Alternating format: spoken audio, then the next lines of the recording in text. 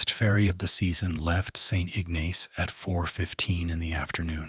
I know because I checked my phone when we pulled away from the dock, and I remember thinking that in 12 hours, someone would be making the same crossing in the opposite direction to relieve me.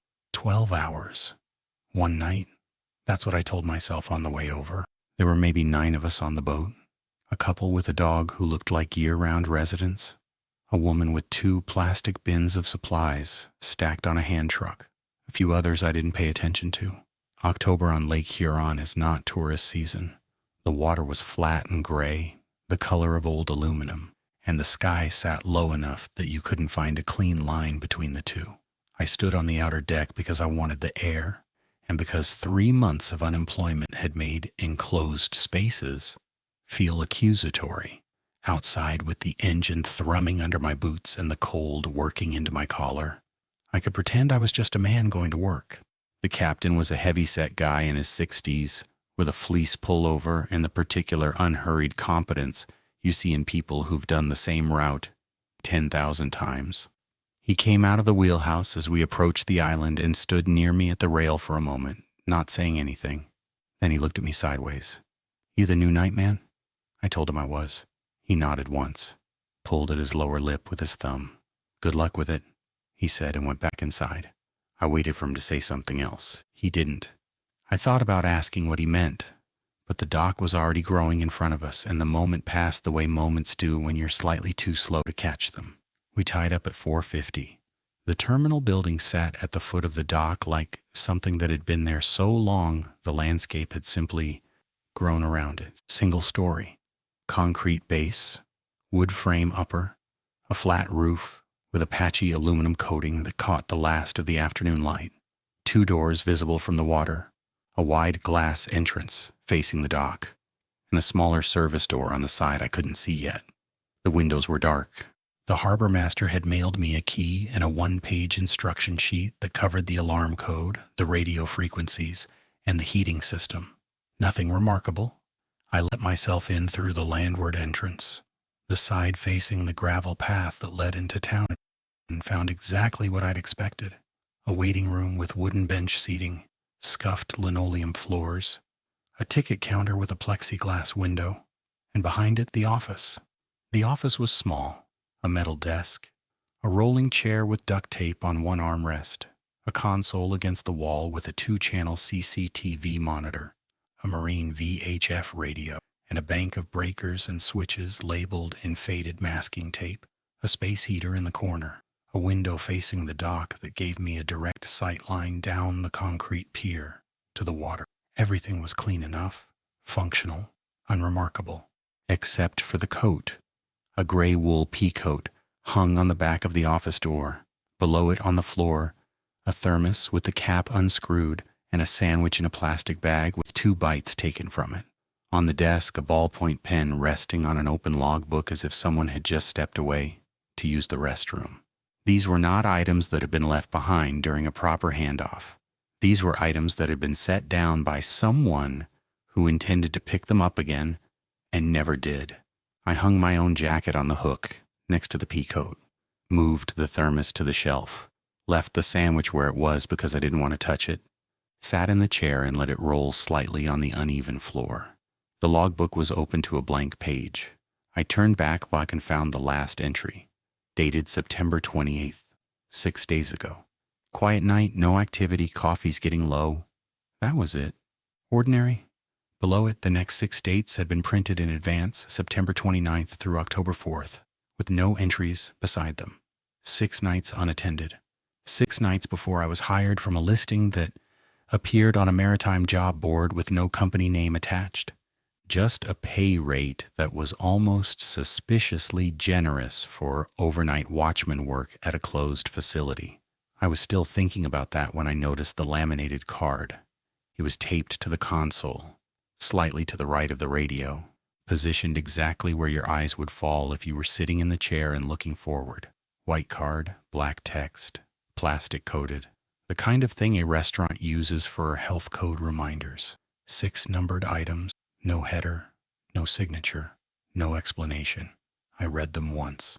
Then I read them again. 1. Do not grant docking clearance to any vessel after 10 p.m. regardless of identification or stated emergency. 2. If the dock floodlight begins cycling, do not reset it manually. Wait for it to stabilize on its own. 3. If you hear the gangway motor activate, check the console override. If green, press nothing. If red, hold the manual lock engaged until the motor stops. 4. Between 1 a.m. and 3 a.m., do not look at camera 2 for longer than 5 seconds at a time. 5.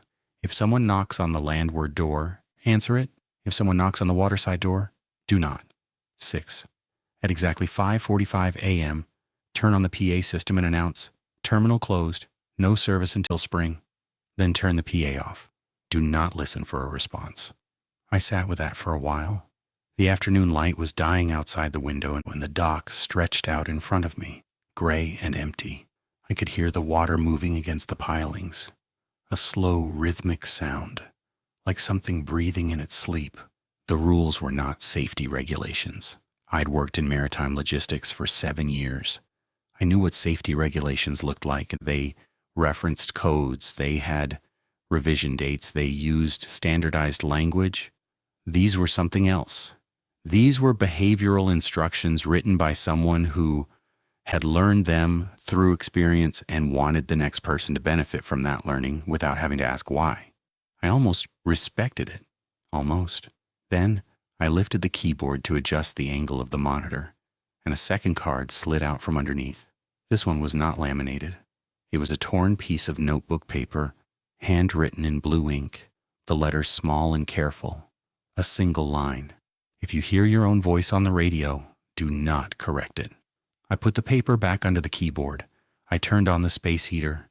I checked the clock on the wall. 5:47 p.m. 12 hours and 13 minutes until someone came to relieve me. The water kept breathing against the pilings, and the dock floodlight hadn't turned on yet, and the radio sat silent on the console with its green power indicator glowing like a single open eye. And I settled into the chair to wait for whatever kind of night this was going to be. Part 2. The sun was fully gone by 6:30. Not a dramatic sunset, just a gradual withdrawal of gray light until the lake and the sky became the same thing, and the only way I knew where the water started was by the sound of it. I turned on the dock floodlight from the console, a single switch, clearly labeled.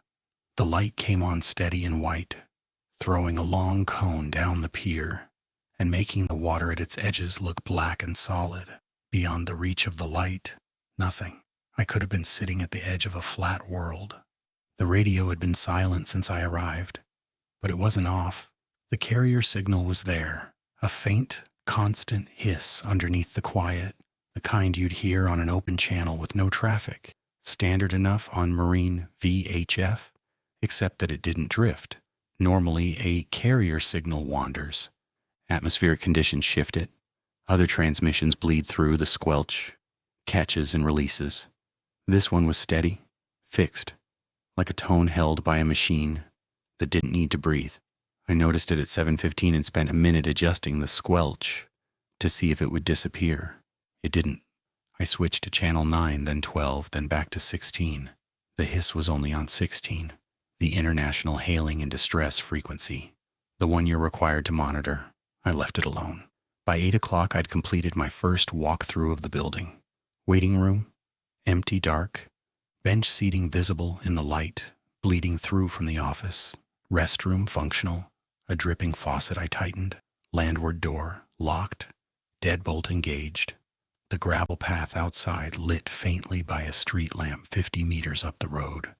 Waterside door, locked, no window, solid steel. I put my hand flat against it and felt nothing. No vibration, no temperature difference, just a door. Back in the office, I opened the desk drawer looking for a coffee supply. Found a tin of instant, a spoon, and the logbook's predecessor, an older volume, cloth-covered, dates on the spine reading 2008 to 2016. I set it aside. Below it, a folded island newspaper from June of this year. Below that, a flashlight with dead batteries.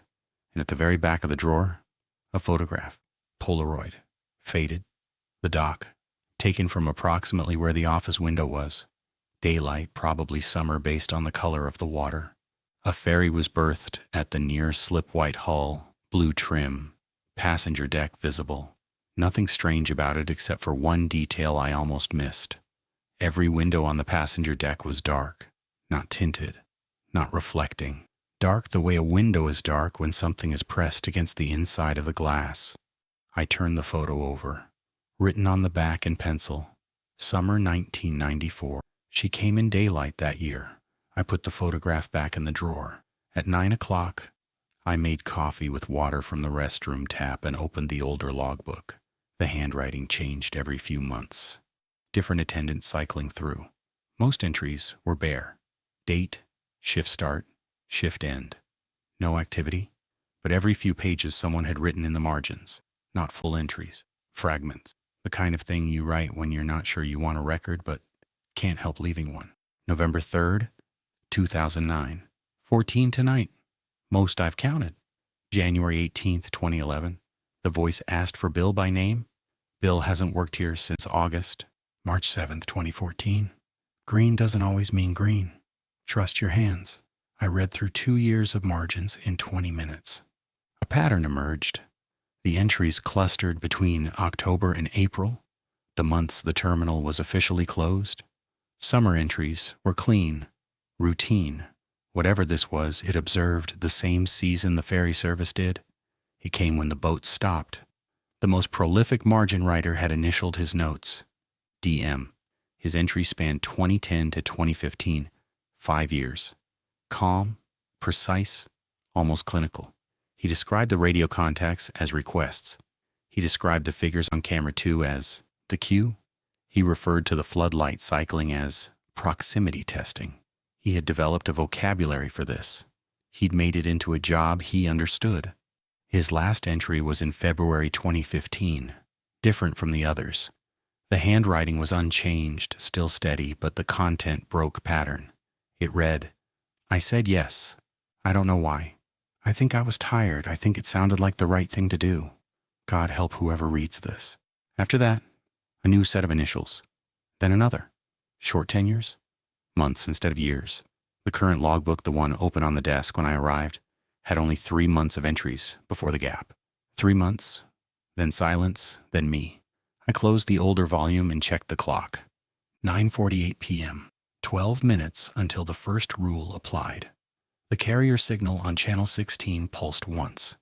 A single break in the static, not a voice, not a transmission, just a brief interruption in the hiss. Like someone had keyed a microphone and released it without speaking. I watched the radio. The green indicator light held steady. The hiss resumed its flat, unvarying tone. At 9:55, I moved my chair closer to the console. I checked the CCTV. Camera 1 showed the dock under the floodlight concrete. Bollards, dark water beyond. Empty. Camera 2 showed the waiting room benches, linoleum, the ticket counter's plexiglass window, catching a reflection of the office light. Empty. At 10:02, the radio spoke. Island Terminal, this is motor vessel Charlevoix, requesting docking clearance at slip 1. Over. The voice was male. Mid-50s maybe. Professional cadence, correct protocol. He'd used the proper hailing format, identified his vessel, stated his request, and released the channel. Textbook. I knew that name.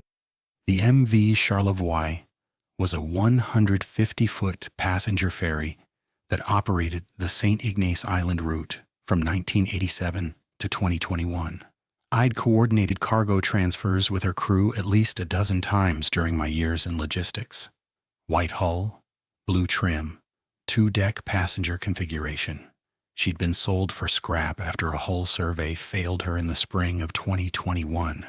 I'd seen the decommission notice in a trade bulletin. She wasn't afloat anymore. She wasn't anything anymore. I picked up the handset. My thumb found the transmit button. I held it without pressing. Rule 1. Do not grant docking clearance to any vessel after 10 p.m. regardless of identification or stated emergency. Island Terminal Charlevoix, requesting clearance, slip 1, do you copy? Over. Same voice, same tone, patient, professional. A man doing his job and waiting for the man on the other end to do his. I pressed transmit. Vessel calling Island Terminal. This is Island Terminal. Negative on docking clearance. Terminal is closed for the season. No berthing available. Over. I released the button. The hiss returned. 5 seconds. 10. Then. Island Terminal, Charlevoix. Acknowledged. Thank you. Standing off. Out. The channel went quiet. The carrier signal resumed its flat, unwavering tone. That was it. Polite. Correct. Complete. He'd requested. I'd denied. He'd acknowledged. Textbook exchange. If I hadn't known the Charlevoix was scrap metal in a Duluth yard, and I would have thought nothing of it. I set the handset back in its cradle. My hand was steady. I wasn't frightened. Not yet. What I felt was closer to recognition. The sensation of having a suspicion confirmed. The rules were not theoretical. The logbook margins were not fiction. This was the job. I looked at camera 1. The dock was empty. The floodlight held steady. The water beyond its reach was dark, but the carrier signal that fixed mechanical hiss had changed. Slightly, almost imperceptibly. It was still steady, still uniform, but underneath it, if I let my attention settle into the sound the way you settle into white noise at night, I could hear something like rhythm, not speech, not code, a pulse, regular, approximately 60 beats per minute, the heartbeat pace of something waiting. I reached over and turned the volume down 2 notches. Not off. I needed to monitor the channel, but I didn't need to listen to it breathe. The clock read 10:09, 7 hours and 51 minutes until the announcement. I adjusted my chair, set my cold coffee on the desk, and waited for whatever would ask next. Part 3. At 10:40, the floodlight went out. Not a burnout, the filament didn't fade or flicker. The light simply ceased, and the dock vanished into the dark like it had never existed. I sat forward in my chair, my hand halfway to the breaker panel, before I stopped myself. Rule 2. If the dock floodlight begins cycling, do not reset it manually. Wait for it to stabilize on its own. The light came back. A hard white flash, maybe 2 seconds. And in those 2 seconds, the dock was there again. Concrete, bollards, the rubber bumpers along the slip edges, the flat black water beyond. Empty, then dark again. I counted. 4 seconds of nothing, then another flash. This time I was watching the outer end of the pier, where the L shape turned and the second slip began. The flash caught something at the waterline, a shape that broke the flat edge of the dock's silhouette. Something vertical where everything should have been horizontal. It could have been a piling I hadn't noticed before. It could have been a post for a sign that had been removed. It lasted 2 seconds, and then the dark ate it again. Third flash. I wasn't ready. I'd been looking at the wrong section of the pier, and the light caught me unfocused, showing me everything and nothing at the same time. I registered an impression rather than an image. The water at the far slip was disturbed, not waves displacement, the kind of disturbance a hull makes when it's holding position against a current. Dark again. I pressed my face closer to the window. My breath fogged the glass, and I wiped it with my sleeve. The next flash was shorter, barely a full second, and in that second, I saw something that made my hands go still on the desk.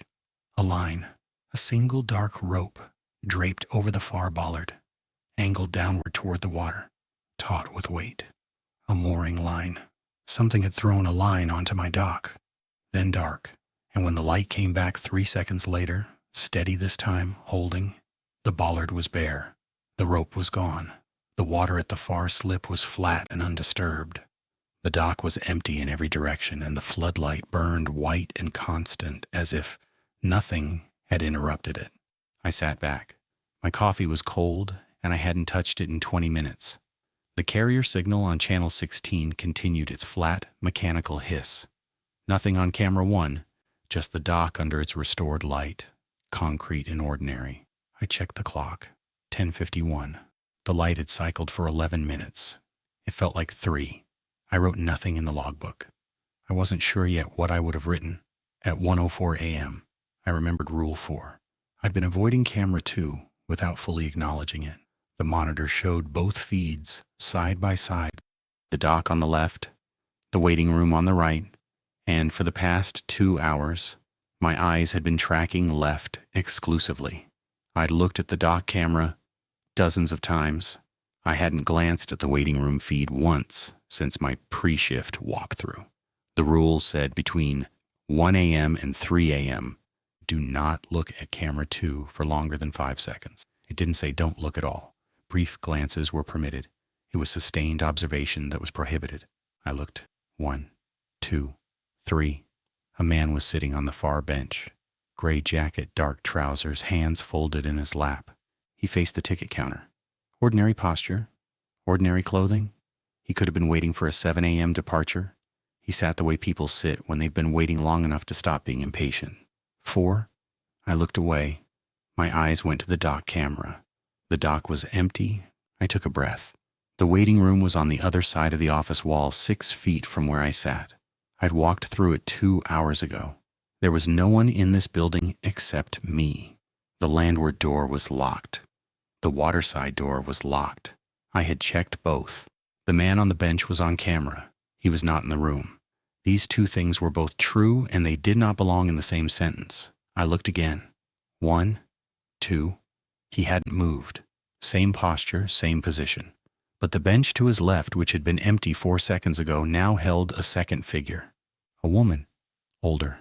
A cloth bag on her lap. The kind you'd carry knitting in. She was looking at the floor. 3, 4. I pulled my eyes away. 2 people sitting in a room that was empty, waiting for a service that would not come. Impatient in the way that only something with no concept of inconvenience can be patient. They hadn't moved. They hadn't looked at the camera. They hadn't done anything that would register as threat in any system designed to detect threat. And that was worse, because the part of my brain built to assess danger had nothing to assess. They were just there, present, settled, as if they had always been there, as if the room had grown them the way a cold window grows condensation slowly, naturally, without a vent. I wanted to look again. The pull was physical, almost muscular, like resisting the urge to glance at an accident on the highway. 5 seconds. That's all the rule allowed. 5 seconds of partial information. Enough to confirm presence, not enough to understand it. I checked the clock. 1:07. 1 hour and 53 minutes until I was allowed to look freely. And I already knew with the certainty of someone reading a sentence they've seen before that when 3 a.m. came and the restriction lifted, camera 2 would show an empty room. They wouldn't be caught. They'd only be glimpsed. At 1:11, I allowed myself one more look. 1, 2, 7. There were 7 of them now, seated and standing. Normal clothing, normal posture. One of them had a small rolling suitcase beside his feet. 3 and I forced my eyes away so hard my neck twinged. 7 people in 4 minutes. The waiting room has seating for 30. I opened the logbook. I picked up the pen. And for the first time that night, I understood exactly what DM had meant when he called them the queue. Part 4. At 12:38 a.m., a sound came from beneath the floor. Not the building's floor, from the dock itself. A mechanical grinding, low and heavy. The kind of sound that vibrates through concrete and up through the foundations of whatever sits on top of it. I felt it in my boots before I heard it with my ears.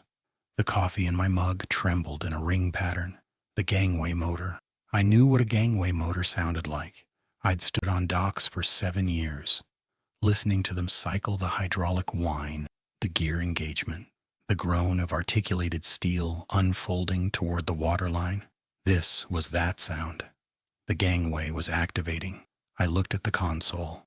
The override panel was a simple housing with 2 indicator lights and a manual lock lever, a steel handle maybe 8 inches long, mounted horizontally. Above it 2 circles, one green, one red. The red light was on. I grabbed the lever and pulled it toward me. The manual lock engaged with a solid mechanical clunk. I felt the bolt seat into its housing through the handle itself. For 1 second, everything was stable. The lever held firm. The motor continued to grind below, but the gangway wasn't moving. The lock was stopping it. Then the motor increased, Not gradually, a step change, like a second system engaging behind the first. The lever in my hand jumped. Not much, a quarter inch, maybe less, but I felt the force behind it shift from mechanical resistance to active opposition. Something was pulling the lock out of its seat. The hydraulic system was trying to override a physical bolt, and the only thing preventing it was my grip. I pulled harder, braced my feet against the base of the console, and locked my elbow. The lever held, but it was no longer static. It vibrated in my palm with a high-frequency tremor that made my forearm muscles burn within 30 seconds. The sound from below was enormous. Not loud, but deep. Chest deep. The kind of frequency you feel in your teeth. 45 seconds. My right hand was cramping. I switched grip, left hand on the lever, right hand wrapped over the left for reinforcement. The vibration traveled up through both arms and settled at the base of my skull. The red light pulsed in time with the motor's rhythm, steady as a metronome. 1 minute. I was not going to let go. I want to be clear about that. At no point did I consider releasing the lever, but I understood in a physical and immediate way that this was not a system testing itself. This was a system being operated. Something wanted the gangway down, and the only reason it wasn't down was because a man was holding a piece of steel in place with his hands. 70 seconds. 80. My shoulders burned. The bolt shuddered in its housing, and I could feel the millimeter by millimeter displacement as the hydraulic pressure worked against the lock's tolerance. If the bolt slipped its seat, if my grip failed or the metal fatigued, the gangway would extend, the ramp would lower, and whatever was waiting at the waterline would have a bridge. At 90 seconds, the motor stopped. Not a wind down. An immediate cessation like a switch thrown. The lever went dead in my hands. The red light extinguished. The vibration vanished so completely that my arms continued trembling on their own for several seconds, still braced against a force that no longer existed. I didn't let go. Not for another full minute. I stood there with my hands locked on cold steel, listening to the silence, waiting for it to start again. It didn't. The dock was quiet.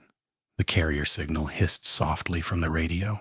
My forearms ached in a way that would leave bruises by morning.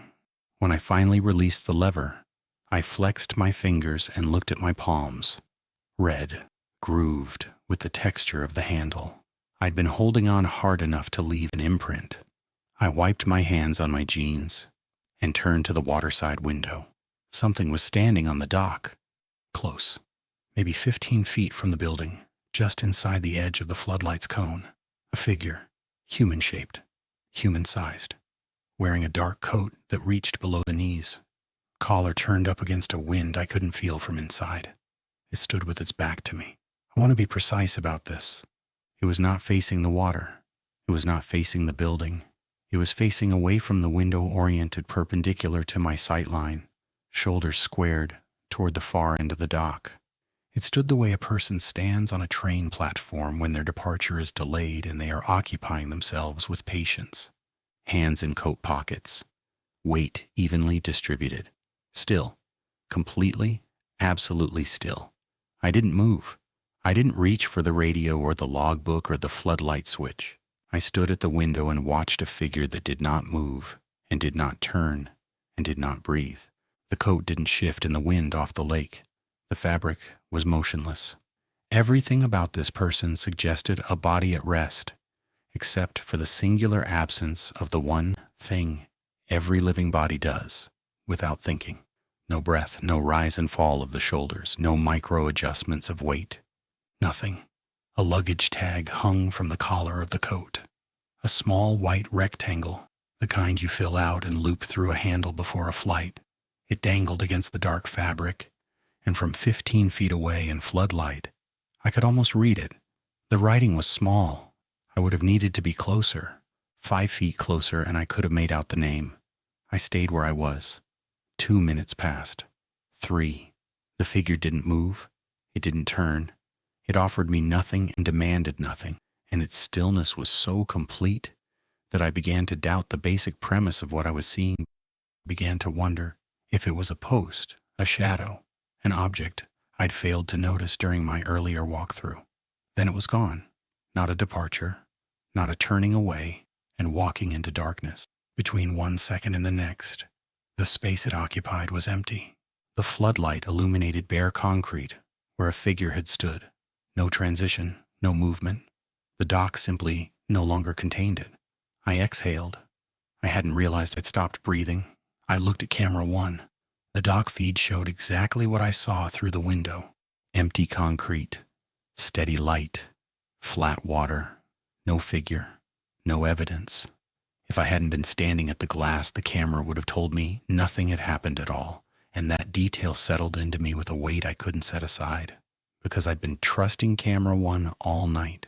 Every time I'd checked the dock, I'd checked it through the monitor, and the monitor had shown me an empty pier for hours. I turned slowly and looked at camera 2. 1 second. 2. The waiting room was full. I couldn't count them, not in 2 seconds. But the benches were occupied, and figures stood in the spaces between, and near the front, near the office door, near the door that separated their room from mine by 3 inches of wood. A man in a dark coat stood with his back to the camera, collar turned up, luggage tag hanging white against the fabric. 3. I looked away. He'd come inside, not through a door, not through the building. He was on the dock, and now he was on the screen, and the only thing that connected those 2 locations was my attention the seconds I'd spent watching him through the glass. I pulled my chair to the center of the office, equidistant from both windows, and I did not look at anything for a long time. Part 5. At 1:34 a.m., the ticket printer activated. The sound came through the wall, a mechanical whine followed by the staccato chatter of a thermal print head, then the clean tear of a perforation cutter. I hadn't touched the ticketing system. I hadn't known it was connected to power. The printer sat on the counter in the waiting room, linked to the console by a cable I'd assumed was dead. I did not go into the waiting room, but the ticket counter had a pass-through slot at its base, and from the office I could see the output tray through the plexiglass partition. A white rectangle sat in it, freshly cut, still curling slightly from the heat of printing. I spent 2 minutes deciding. Then I opened the office door to the waiting room, eyes fixed on the counter, not the benches, not the space behind me. Walked 4 steps and picked up the ticket. Standard thermal stock, correct dimensions. The format matched every ferry ticket I'd ever seen issued from this terminal. Origin, destination, date, passenger name, seat assignment, fare class. The layout was perfect. The serial number sequence, along the bottom edge, was consistent with the island's ferry company format. This was not a glitch output or a test print. This was a ticket generated by a system that believed it was processing a real transaction. Origin Island Terminal. Destination blank. Date, today's date. Time, blank. Passenger blank. Seat blank, fare class, outbound. I set it back on the counter. I returned to the office. I closed the door. A ticket with no passenger, no destination, and no time, but outbound. The system, whatever governed it, had generated a departure document from here to somewhere it wouldn't name. At 1:51, I opened the filing cabinet beneath the console. I wasn't searching for anything specific. I was searching for a framework, something that would make the ticket make sense within a system I could understand. The top drawer held maintenance records and electrical inspections. The bottom drawer was packed tight with carbon copy manifests. Passenger lists filed in rubber-banded bundles by year, going back to 1998. I pulled 1998 first. Yellow carbon sheets, handwritten counts, standard routing, St. Ignace to Island Terminal to St. Ignace, the ordinary heartbeat of a community connected to the mainland by water. I flipped through October, November, December. Normal service had ended in late September that year, same as always. But in November, the routing changed. 3 manifests November 8th, November 14th, November 29th, listed a destination I'd never encountered in 7 years of Great Lakes logistics. Brewer Landing. The name sat on the document in the same type as every other destination, same format, same field position, treated by the paperwork as entirely routine. I checked the passenger counts. 18, 23, 16. I checked the vessel listed, MV Charlevoix. I pulled 1999, 5 manifests to Brewer Landing, 2009, 2001, 14. I stopped pulling individual years and started checking the totals written on the bundle covers. The numbers grew steadily. Every year, more departures, more passengers. Always October through April. Never during regular summer service, Brewer Landing. I'd never seen it on a chart. Never heard it referenced in port directories, shipping bulletins, or coastal surveys. The name was ordinary enough to be real. It sounded like 100 small docks on the Great Lakes. But I had no memory of it existing anywhere. The passenger names on these manifests were the detail that kept me reading. They were complete. Full names, ages, home cities. Margaret Ellsworth, 67. Petoskey. David Kinnear, 44. Grand Rapids. Thomas Aitchison, 31. Sault Ste. Marie. Real-sounding people with real-sounding addresses. The normal manifest, the St. Ignace crossings, listed only names and ticket numbers.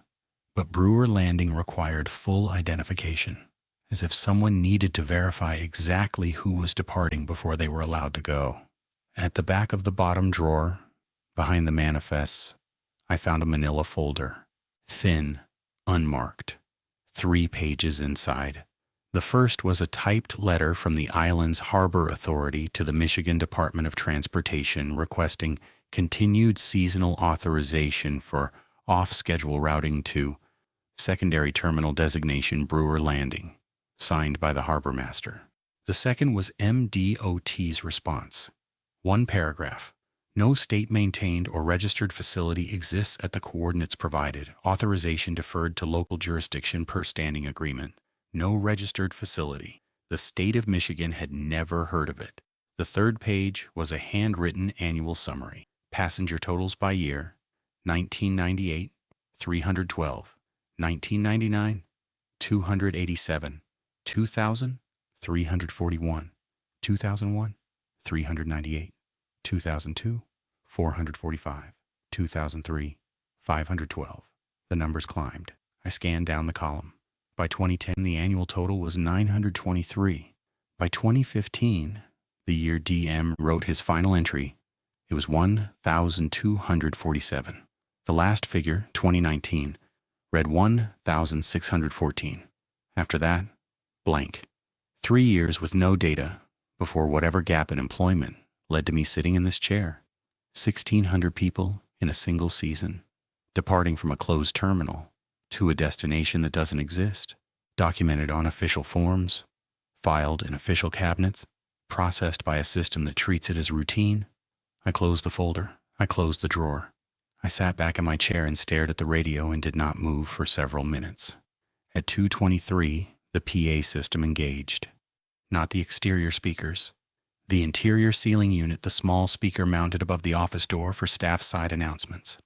It clicked live with the warm hum of an amplified circuit, and a voice spoke, female, measured. The neutral cadence of a transit professional reading a script she'd read 1,000 times before. Attention, please.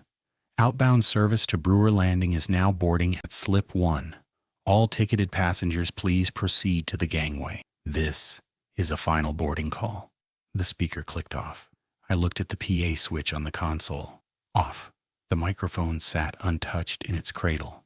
The system was not active. The announcement had not originated from my equipment. It had passed through my equipment without requiring my input. I did not touch the PA. I did not respond. The voice did not repeat. But through the wall faintly, at the threshold of audibility, I heard them respond.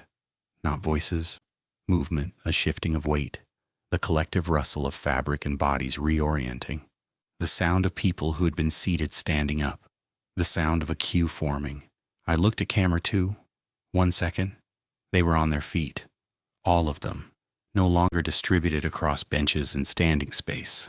They'd organized into a single file line facing the waterside door. I caught an impression of number, not a count, just density. The line reached the back wall and turned. 2 seconds. I looked away. They had a destination now. They'd heard the boarding call and they believed it. They were waiting to depart. At 2:41, I went back to the manifests. I pulled the 2015 bundle, DMs last year, found a Brewer Landing manifest from February 3rd, 31 passengers.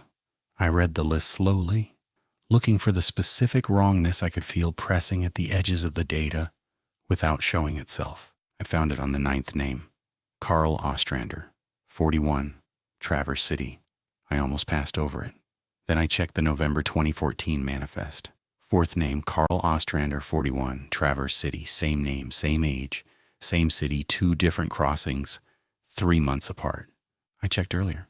October 2014, Carl Ostrander, 41, Traverse City. I pulled 2013. Found him twice. 2012, 3 times. He was 41 every time. The same age across 3 years of manifests. I checked other names. Ruth Fenn, 58, Charlevoix. She appeared in 2009, 2011, 2013, and 2015. Always 58. David Kinnear, 44, Grand Rapids. Present in 2001, 2004, 2008, 2012, and 2016. Always 44. The passenger list was not a record of different people taking a trip once. It was a record of the same people taking the same trip over and over, year after year, never aging, never absent for long, departing to a place that doesn't exist, and apparently returning in time to depart again, or not returning at all, just never arriving, just perpetually in transit, just permanently boarding. I put the manifest back and I did not open the drawer again. At 2:55, I checked camera 2. The restriction would lift in 5 minutes, but I gave myself a 2-second glance. The line had grown.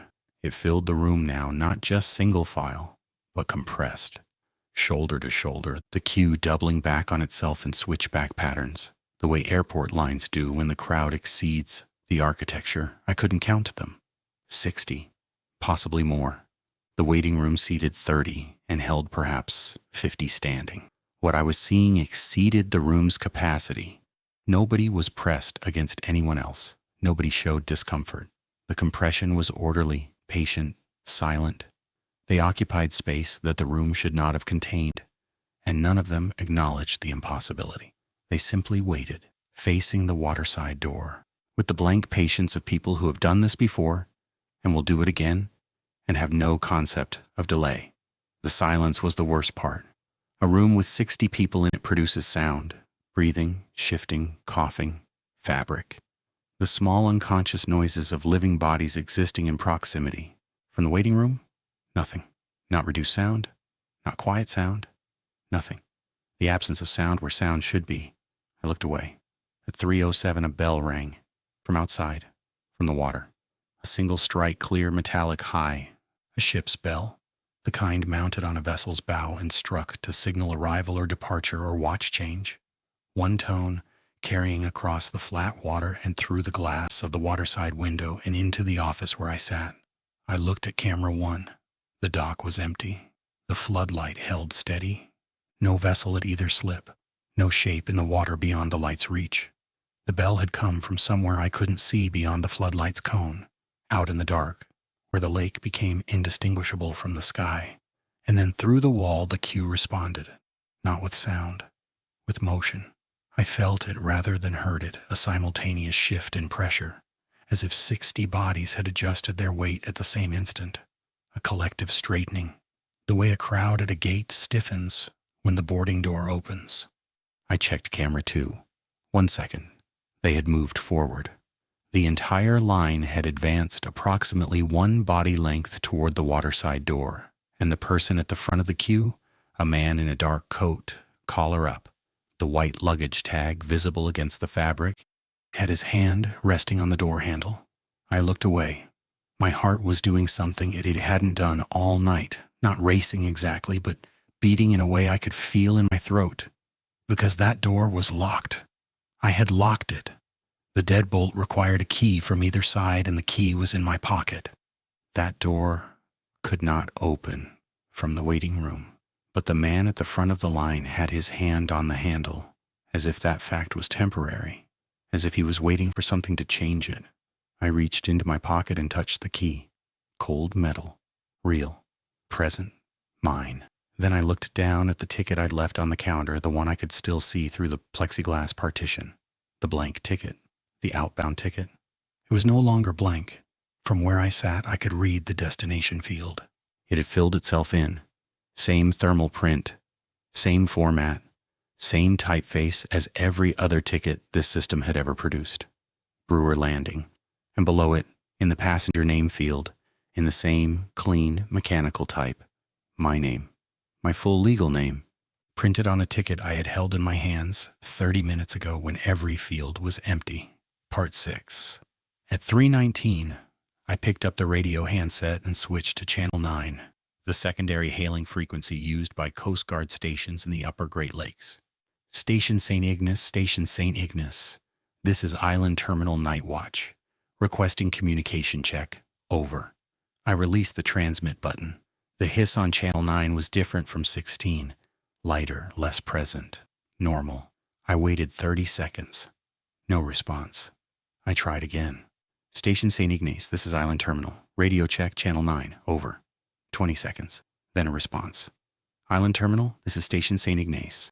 Reading you 5 by 5. What's the nature of your traffic? Over. A male voice.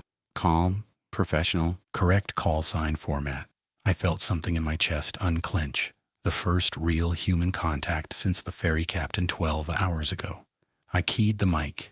St. Ignace, Island Terminal, requesting you confirm current overnight staffing at this facility. I'm showing unusual system activity and want to verify my assignment status. Over. A pause. Longer than expected then. Island Terminal, confirmed. You are the overnight dock attendant seasonal contract. Your assignment runs through April 30th. 13 passengers currently manifested for outbound departure at 05:45. Do you need additional crew for boarding assist? Over. I held the handset away from my face and stared at it. 13 passengers manifested. Outbound departure at 05:45. The Coast Guard or whatever was speaking on their frequency had just confirmed the Brewer Landing departure as a scheduled, legitimate operation. As if it were real. As if it were my job to facilitate it. I did not respond. I set the handset down. I switched back to Channel 16. The carrier signal was waiting, steady and fixed. And for the first time I noticed its rhythm had changed. Faster, not by much, perhaps 70 beats per minute now instead of 60.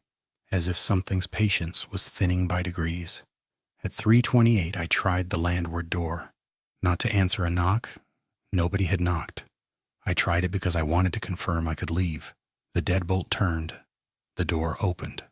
Cold October air hit my face, carrying the smell of lake water and dead leaves. The gravel path stretched toward the single street lamp 50 meters away. Beyond that, the dark shapes of town buildings. Safety. Reality. 400 people sleeping. I stepped onto the gravel. 1 step. 2. On the 3rd step, the dock floodlight went out, not cycling a clean shutoff. Simultaneous with the light's death, I heard the gangway motor engage. The deep hydraulic groan. From inside the office, I could not see the console. I could not see whether the indicator was red or green. I could not reach the manual lock from outside the building. I was back inside in 4 seconds. The floodlight restored the instant I closed the landward door. The gangway motor cut out as I reached the console. The override indicator was dark, neither red nor green, as if nothing had happened, as if the system had simply reminded me of the terms. I stood with my hand on the manual lock lever, breathing hard. The message was clear, not communicated through language, through consequence. The terminal required an attendant at the console. The rules required a body in the chair. If I left my post, the systems I was holding in check would operate without oversight. The gangway would lower. The passengers would board. I sat back down. At 3:35, I became aware of a new sound from the waiting room. Not movement, not the queue shuffling.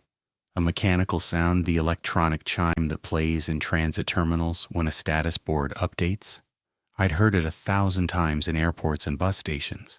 A 2-tone alert. Information changing. I looked through the plexiglass partition. The departures board above the waiting room door, an LED panel I'd assumed was dead, was illuminated. Green text on black background.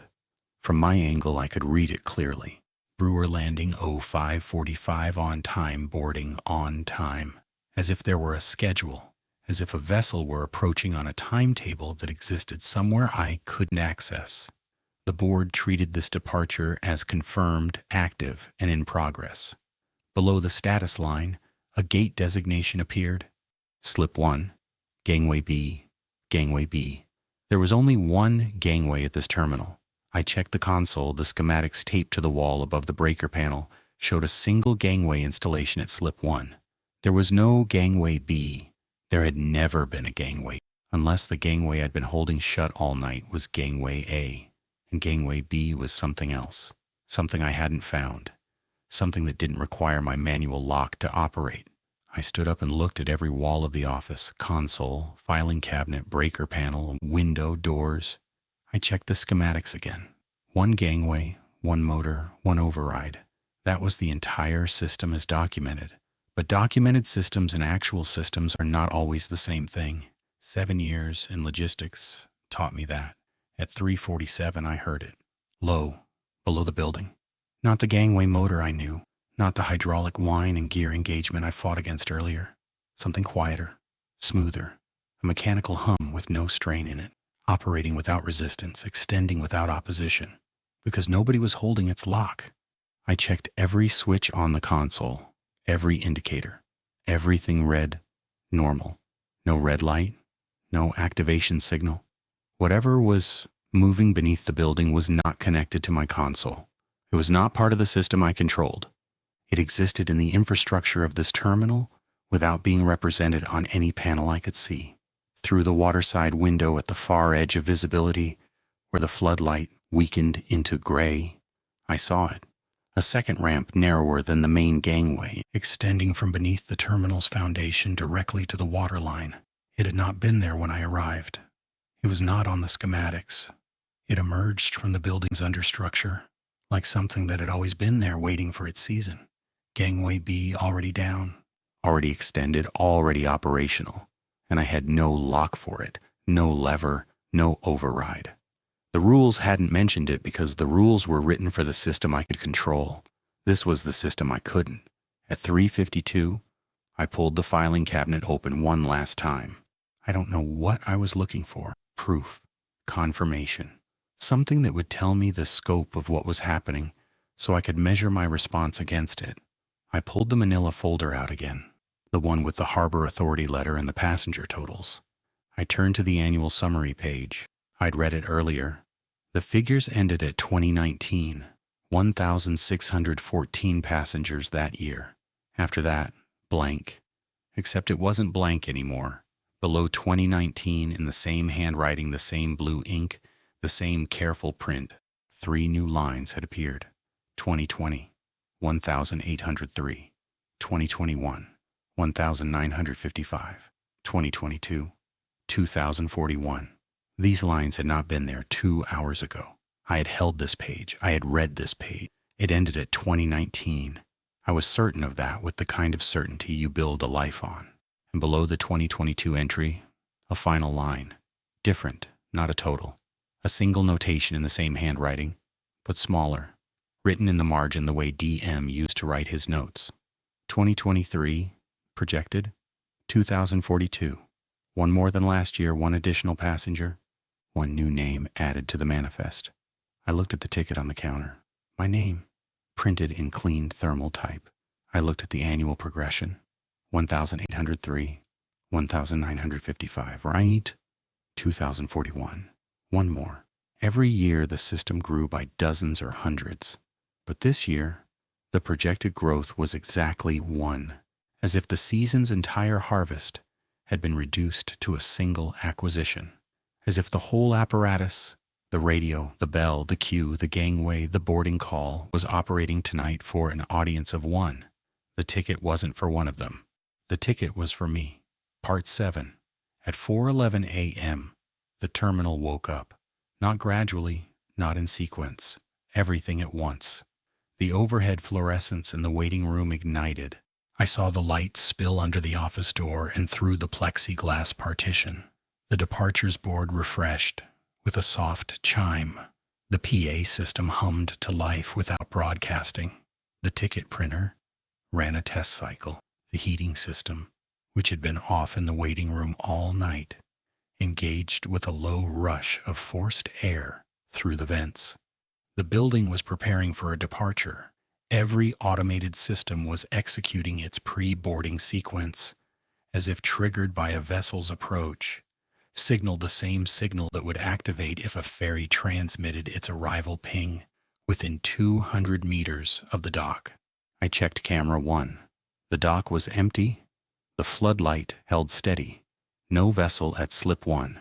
Nothing visible at the waterline. But gangway B, the narrow ramp I'd seen extending from beneath the foundation, was no longer visible either. Not retracted, not gone. The angle of camera 1 simply didn't cover it. I'd never noticed before because I hadn't known to look. The camera's coverage had a blind spot precisely where the second gangway operated. By design or by age, it didn't matter. The result was the same. I could not see whether something was already docked at the lower level. The heating system pushed warm air through the office vent. The building smelled different, not unpleasant, just changed, like a space that had been closed all winter opening for its first day of service, like a terminal expecting passengers. At 4:16, the waterside door in the waiting room opened. I heard the deadbolt turn a heavy mechanical sound, unmistakable. The door I had locked, the door whose key sat in my pocket. I reached in and touched it, still there, cold, real. But on the other side of the wall, the door was open. Through the plexiglass, I could see the waiting room clearly now. The fluorescence made it visible in a way the darkness had prevented all night. The benches were empty. The floor was clean. No figures, no queue. The room was vacant and lit and ordinary, but the waterside door stood open. Through it I could see a section of the dock, the near portion lit by the floodlight, and beyond the door frame. Movement. Not fast, not violent. The slow, patient progression of people walking in single file along the pier toward the far end, toward the place I couldn't see, toward whatever waited at gangway B. They were outside now. They'd left the camera. They'd left the waiting room. They were on the dock, and they were walking, and they were real enough to cast shadows under the floodlight, and the shadows moved the way human shadows move, with weight, with rhythm, with the slight variation of individual stride. I counted as they passed the door frame, a glimpse of each, a shoulder, a carried bag, a back, never a face. They moved in the direction that took them away from my window, away from my sight line, away from everything I could verify. I counted 19 before the flow ended. The last figure passed the door frame, and the dock was still. 19. The waiting room had held 60. Where were the others? I looked at camera 2. The room was empty. I looked at camera 1. The dock appeared empty, but the blind spot, the angle. I couldn't see the far end where gangway B extended down to the water. They were boarding, right now, through infrastructure I hadn't known existed until an hour ago, using a process that didn't require my console, my lever, my authority. The rules I'd been given governed gangway A, the system I could control, and while I'd spent the night holding that gate shut, the real departure was always going to happen somewhere else. At 4:23, I made a mistake. I opened the office door to the waiting room. I don't know exactly why. The room was empty. The door to the dock was open, and the air coming through it was cold and real, and smelled like lake water, and I think I needed to see. Not through a camera, not through plexiglass. I needed to stand in the space where they'd been and confirm with my own body that they were gone. The waiting room was empty. The benches were vacant. The floor showed no scuff marks, no dirt tracked in from outside, no evidence of 60 bodies occupying the space for hours. The ticket counter was bare. The printed ticket was gone, not on the floor, not blown away, simply no longer present. The departures board above the waterside door still read, "Boarding." I walked to the open waterside door. I stood in the frame and looked out at the dock, empty. The far end was visible from this angle, what I couldn't see from the office window. I could see from here. The concrete pier extended to its L-shaped turn, and beyond the turn the second slip. Empty. No vessel, no passengers. No gangway B. No ramp at the waterline. No figures walking single file. Nothing. I stepped out onto the dock. One step past the threshold. The PA system activated behind me. The interior speaker. The female voice, same measured cadence as before. Final passenger, please proceed to gangway B for departure. The vessel will not hold beyond scheduled time. I was the final passenger. The ticket with my name. The projected count, 2,042. One more than last year. I was the one. And I was standing on the dock, now outside the office. Outside the console's reach. Outside the building where my authority was seated. I had left my post. The floodlight began cycling. Flash. The dock was empty. Dark. Flash. Something at the far end of shape.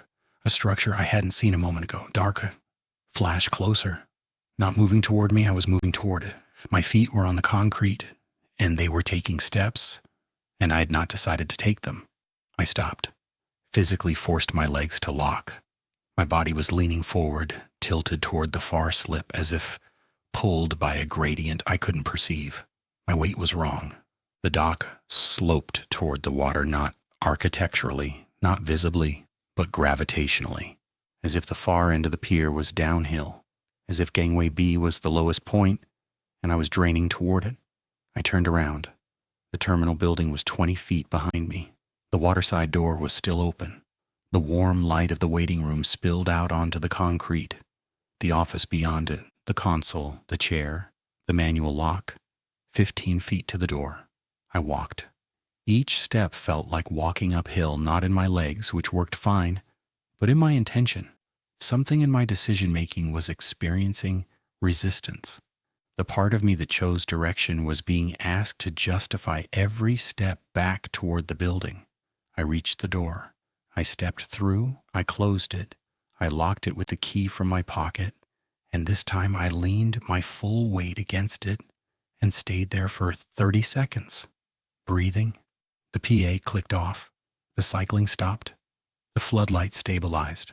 I returned to the office. I sat in the chair. I put my hands on the console, and I kept them there. 4:31 a.m., 1 hour and 14 minutes until my announcement. 1 hour and 29 minutes until relief. The departures board in the waiting room refreshed one final time. I read it through the plexiglass. Brewer Landing, 0545, on-time boarding. One remaining, and one seat unfilled. One name on a manifest that would not complete without my cooperation. And then beneath the status line, a new field appeared. One I hadn't seen on any departures board in any terminal in my professional life. Attendant boarding, mandatory. See contract clause. 4.2. I pulled my contract from my jacket pocket. 1 page, standard terms, seasonal rate, nightly shift. There was no clause 4.2. There was no page 2, but there had been. The staple in the upper left corner held a single sheet, and the small, torn triangles of paper caught beneath the staple told me there had once been a second page. Removed. Recently. The torn edges were clean and white, not yellowed. Someone had removed page 2 of my contract before I arrived. Someone who knew what it said. Someone who wanted me in this chair tonight without knowing the full terms of my employment. The clock read 4:34. The board read boarding. The building hummed with the readiness of a system waiting to complete its final transaction. And I had 71 minutes to decide whether my announcement at 5:45 would close the terminal or whether the voice that came out of me would say something else entirely. Part 8. The hour between 4:34 and 5:30 was the longest of my life.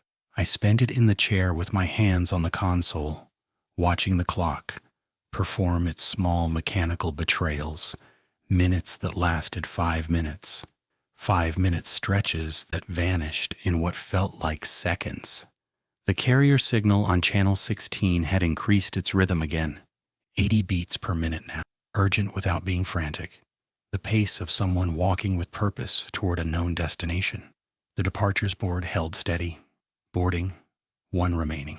The waiting room was empty and lit and clean, as if nothing had ever occupied it. The waterside door was locked. I'd confirmed it 3 times. The key hadn't left my hand since the last time I turned it. At 5:15, the radio spoke. Not the professional male voice from earlier, not the Coast Guard impersonation. A new voice, older, tired, with the particular grain of someone who has worked nights for years. A voice that sounded like mine might sound in a decade. Island Terminal, this is your relief. I'm running early. Wanted to let you know I'll be at the landward door in about 30 minutes. You doing all right in there? I looked at the clock. 5:15. Relief was scheduled for 6 o'clock. This was 45 minutes early. The voice sounded human, sounded real, sounded like exactly what I wanted to hear. I did not respond because the voice came through Channel 16, and my relief, a real person, walking from town, would not have a Marine VHF radio, would not be hailing me on a maritime frequency, would knock on the landward door and wait, the way Rule 5 described, the way a real person would. The voice tried again. Hey, you copy? Just didn't want you to be startled when I show up. Long night, right? I turned the volume down. Not off, down. The voice continued for another 30 seconds, friendly, tired, real, and then stopped. The carrier signal resumed its elevated pulse. At 5:30, the building changed. Not visibly, atmospherically. The air pressure shifted. My ears popped the way they do in an elevator or a descending plane. The fluorescence in the waiting room flickered once and steadied at a slightly different color temperature. Warmer. The kind of light that makes a space feel occupied even when it's empty. Through the waterside window, the dock floodlight dimmed, not cycling a controlled reduction, the way theater lights lower before a performance.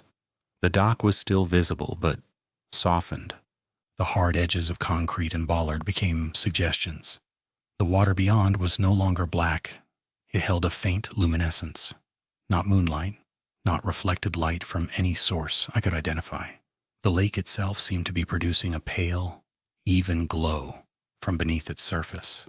And at the far end of the dock, at slip 1, in the space I could see clearly from the office window, a shape was forming, not arriving, not approaching from across the water, assembling, the way fog gathers in a low spot, the way condensation builds on cold glass. A vessel was becoming present at my dock, and it was not coming from anywhere. It was simply ceasing to be absent. White hull, blue trim, 2-deck passenger configuration. I knew this silhouette. I had watched it cross the strait dozens of times. The MV Charlevoix sat at slip 1 as if she had always been there, as if she had never been sold for scrap, as if the 3 years since her decommission had simply not occurred for her. Her running lights were off. Her wheelhouse was dark. But her passenger deck, every window was lit from within. Warm light. The kind that spills from a vessel that's occupied, that's waiting, that's ready to go. I could see figures through those windows. Dozens. Seated, standing, holding bags, reading, waiting with the calm patience I'd been watching on camera 2 all night. The queue had boarded. They were on the vessel. They were ready. All except one. 5:38.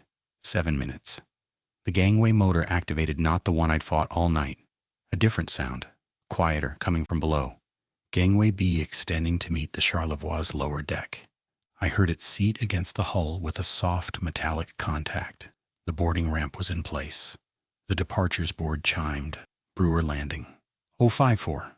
5 final call, 1 remaining. 5:41. 4 minutes. The PA system hummed. Waiting.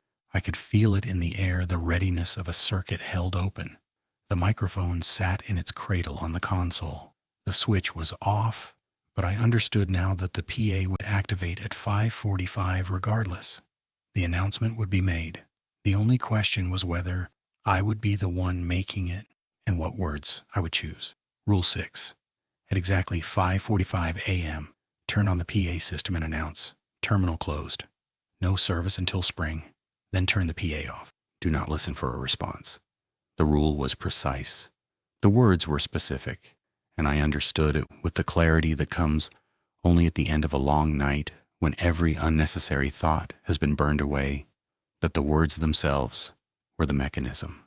No service until spring was not information. It was a command. A denial of departure issued through the terminal's own voice, through the PA that reached the dock, the water, the vessel. My voice, carrying the authority of the post I held, telling the system that its transaction was refused.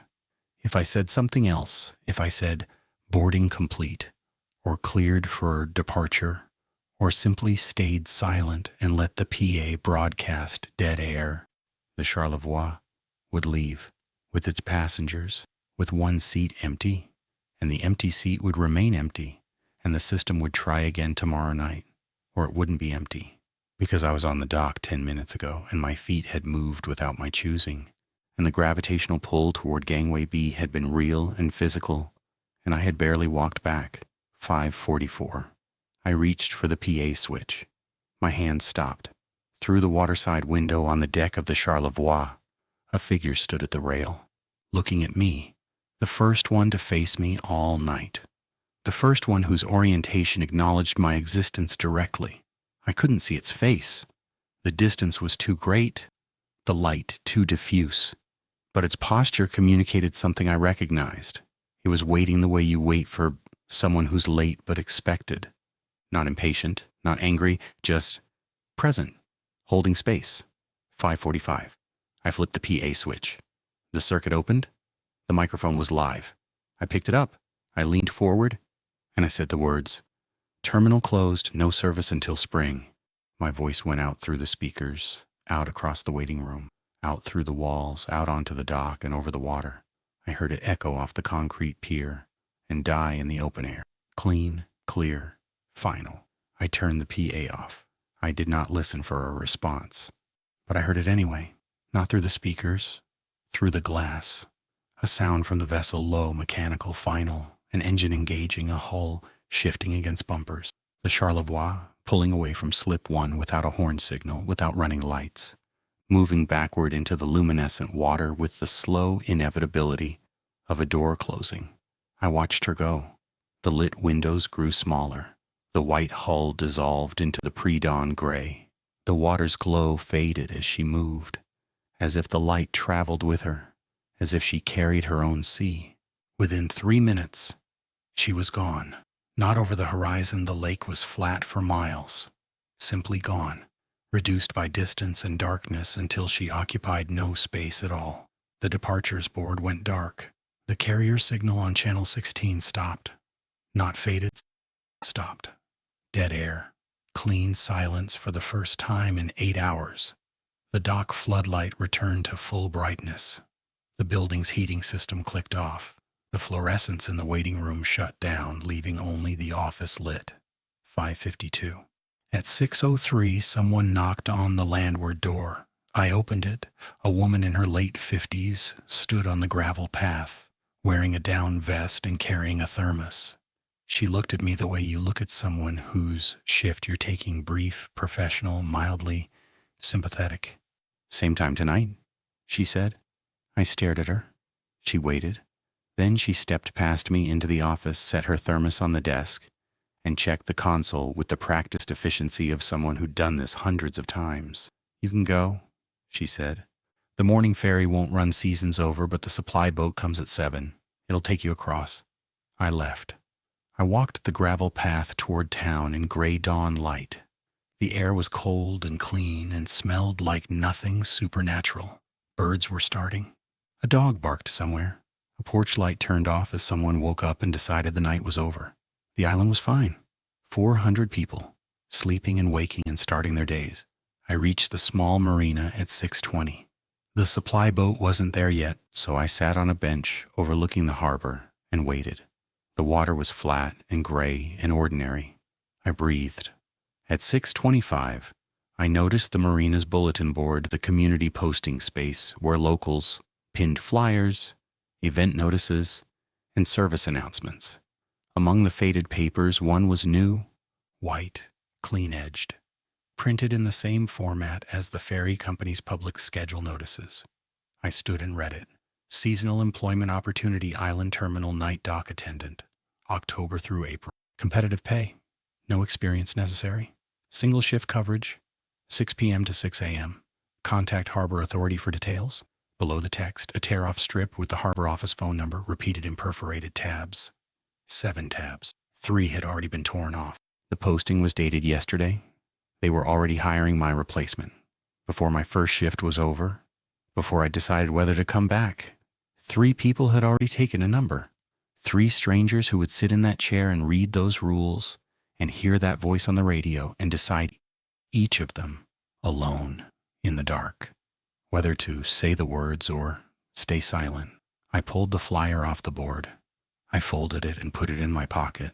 Then I sat back down and watched the water and waited for the boat that would take me home.